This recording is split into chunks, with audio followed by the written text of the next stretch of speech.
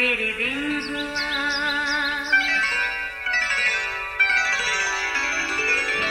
नया फिर दिन हुआ, पुरानी रात का करे सौ शुक्र हम खुदा की जात का, खुदा की जात का नया फिर दिन हुआ।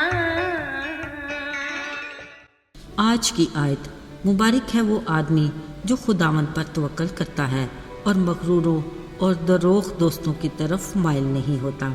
ज़बूर 40 चौथी आयत।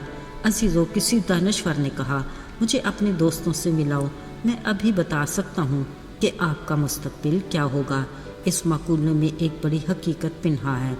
असल में आपका हल्का अहबाब वही होगा जो आपके हम तबीयत और हम मिजाज होते हैं। दोस्ती के मामले में ये मुहावरा तो ज़ुबान ज़द आम होता है कि बुरी सोबत अच्छी आदतों को बिगाड़ देती है, बिल्कुल उसी तरह जैसे गला सड़ा फल अपने पास पड़े ताज़ा फल को नाकारा बना देता है। सो इन सारी मालूमात की रोशनी में हमें दोस्ती के मामले में सख्त एहतियात की ज़रूरत है। इसके बारे में खुदा का कलाम भी हमें सख्त तलकीन करता है कि फ़रेब ना खाओ, बुरी सोबतें अच्छी आदतों को बिगाड़ देती हैं। अजीज़ों, मतलब ये कि देखना है कि हम किस तरह के लोगों में उठते और बैठते हैं। गुफ्तगू का मौजू क्या होता है? क्या हम अपना कीमती वक्त ज़ाया कर रहे हैं या हम एक दूसरे से कुछ सीख रहे हैं? दाऊद नबी अपने मज़मूर में कहता है, मुबारक वो आदमी जो खुदावंद पर तवक्कल करता है और मगरूरों और दरोग साथियों की तरफ माइल नहीं होता। ज़ाहिरी बात है, जिस शख्स की ज़िंदगी का महफर फ़कत खुदा की ज़ात है, वो खुदावंद में ही मसरूर और शाद होगा। फिर वो कभी भी मगरूरों और दरोग दोस्तों की तरफ माइल नहीं होगा। अजीज़ों, अच्छा होगा अगर हम अपने हल्का अहबाब का जायज़ा लें और इस बात की तसल्ली कर लें कि हमारा उठना बैठना, रफ़ाकत रखना कैसे दोस्तों और अजीज़ों के साथ है। हमारे पड़ोस में आरिश नाम एक जवान रहायश पजीर है, खूबसूरत शख्सियत का मालिक, अच्छी गुफ्तगू करने वाला आरिश बिलाशुबा खुदा को प्यार करता है। उसके घराने की खुशी और खुशहाली और अपने वालिदैन से वफादारी उसके इसी लगाव की अक्कासी करती है। कभी रफ़ाकत का मौका मिले तो आपस में घरानों की गपशप के अलावा ये सिलसिला कलाम मुक़द्दस बाइबल की सच्चाइयों तक ही महदूद रहता है, जो यकीनन एक दूसरे की बेहतरी और तरक्की का बायस बनती है। ऐसों में घंटों के गुजरने का एहसास भी नहीं होता। यूँ किसी की ऐब जोई या किसी पर उंगली उठाने का वक्त ही नहीं मिलता। अजीज़ों, एक दूसरे के साथ वक्त गुजारने और रफ़ाकत रखने के बारे में खुदा ने उस शख्स को मुबारक कहा है जिसका तवक्कल और ध्यान खुदावंद पर रहता है। ऐसे में खुदावंद की सहर अंगेज़ शख्सियत मगरूरों और दरोग साथियों की तरफ माइल नहीं होने देती। अजीज़ों, यीशु की ज़मीनी ज़िंदगी का अहवाल बताने वाले 4 अनाजील मुसन्निफ़ीन यानी मत्ती, मरकस, लूका और यूहन्ना ने कई बार इस बात का तज़किरा किया कि लोग यीशु को ढूंढते और हर वक्त उसके मुंतज़िर होते, फिर कई घंटे उसके साथ उसकी रफ़ाकत में रहते, उसकी बातें सुनते, थकते नहीं थे, बल्कि कई दिन तो यीशु की रफ़ाकत में ही रहते थे। अक्सर यीशु एक शफ़ीक बाप की तरह उन पर तरस खाता और अपने शागिर्दों से कहते, इनको कुछ खाने को देकर रुखसत करना, ऐसा ना हो कि ये थक कर राह में ही रह जाए।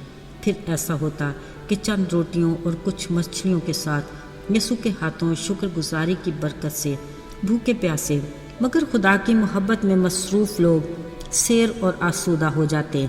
यीशु की रफ़ाकत ना सिर्फ उनकी जिस्मानी बल्कि रूहानी तौर पर भी उन्हें ताज़गी अता करती। साथियों, ये थी वो बरकत जो लोगों को खुदा की रफ़ाकत से हासिल होती थी।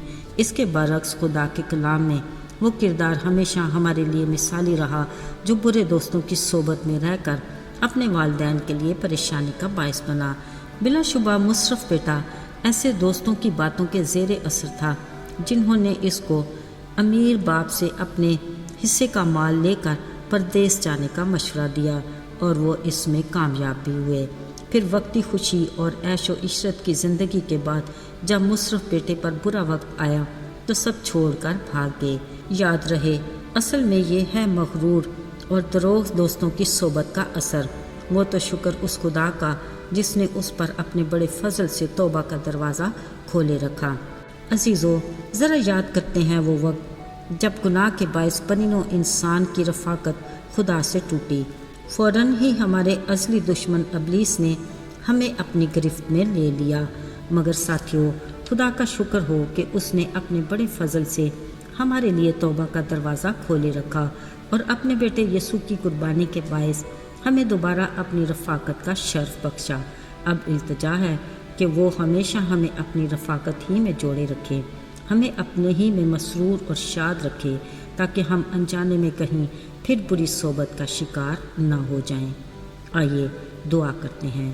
اے قادر مطلق آسمانی باپ، ہم اس بات کا اقرار کرتے ہیں کہ ہم کمزور ہیں، ہم انجانے میں اپنی خواہشات کا شکار ہو کر پرخطر راستوں پر چل پڑتے ہیں جس کی انتہا ہلاکت ہے۔ خداوند ہمیں اپنے کلام کی روشنی میں ایسی راہ پر چلنے کی توفیق دے جس کی منزل ہمیشہ کی زندگی ہے، تاکہ ہم ہمیشہ تیری ہی رفاقت میں رہیں۔ یسوع کے جلالی اور فتح مند نام میں آمین۔